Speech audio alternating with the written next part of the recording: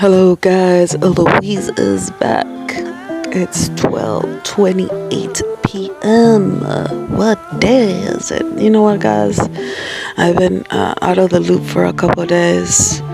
I haven't written anything down. I have just been trying to take care of my health. But what am I talking about today? I want to talk about what do you need to do as a person to make sure that you're being respected, that you have a right. You have a right to know what's going on with you. That's the whole reason that we have so many laws in place, because that protects you. It protects your human rights. If you go to a doctor and the doctor gives you a false diagnosis, that means that they're hiding something from you. There's been about 2,900 cases in California about people that are giving them false results, STD results, false tox screen results. Because they're using your tox screens, the ones that are okay, to give to someone else, or if you have something with it, they give it to someone else so they could sue. So there's a lot of fraudulent behavior going on. So you guys need to make sure that you know what your human rights are. And if there's something wrong with you, you need to inform yourself. You need to find out, what am I feeling? Do not lie when you go to the doctor. When a doctor asks you questions like how many partners have you had, he doesn't ask questions because he gives a shit. He asks questions because he needs to know what risk are you, and what kind of danger you are. If they ask if you drink or smoke, they want to know what kind of medication to prescribe. They don't want to kill you. When you go to a doctor and they put you on a scale and they give you a weight, it's for a certain reason. It's because they don't want to over-medicate you, because everybody in a different weight could take certain medication, right? So you got to be really careful of your surroundings and your environment. Evil does exist. Fraudulent behavior does exist. In California, there's over 6 million cases of fraud. And it's been open since 1987.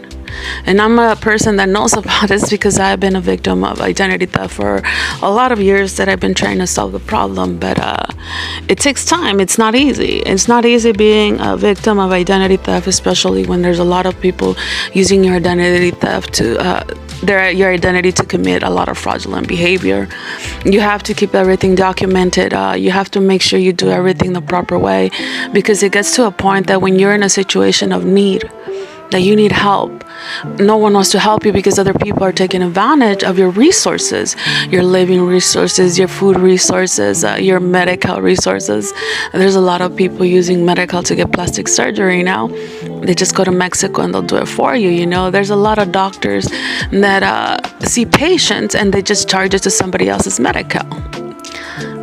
They're not following proper procedure when it comes down to protecting our identity. We all have to be informed. At the end of the day, guys, your health is your responsibility. Do your research before you go somewhere. And it's sad to say that I cannot recommend one place to go, because until this point in my life, every place that I've been to, some incident has happened that they have lied to me. So always look for a second opinion. Protect yourself, protect your health. There's a lot of ways that you could get sexually transmitted diseases if not having sex. If somebody urinates in your cup, you could get sexually transmitted diseases. If somebody has AIDS and puts the blood in your food, you could get AIDS if you consume it. So you gotta be up to date in everything that has to do with your health. You gotta make sure you take care of yourself. If you want to live a healthy lifestyle, you need to protect yourself. If you're in an environment where you are in a government program, you need to make sure you keep everything documented. You gotta make sure that the people in charge know what's going on. Inform them of everything that's going on. If they don't report it at that moment in time, they're accessory to murder, because that means that they're helping them to kill you. If anybody invades your privacy and takes your things and nobody does anything about it, that means they're a part of the problem. If certain procedures are followed as far as putting pesticides in your environment and they don't give you warning, they're violating your human rights. There's a lot of things that you need to be aware of. If you guys want to survive in this world that is full of evil, You gotta make sure that you're informed. You gotta make sure that you know how to defend yourself. And you have to follow a chain of command. And if nobody in California is doing anything, then you have to go federal.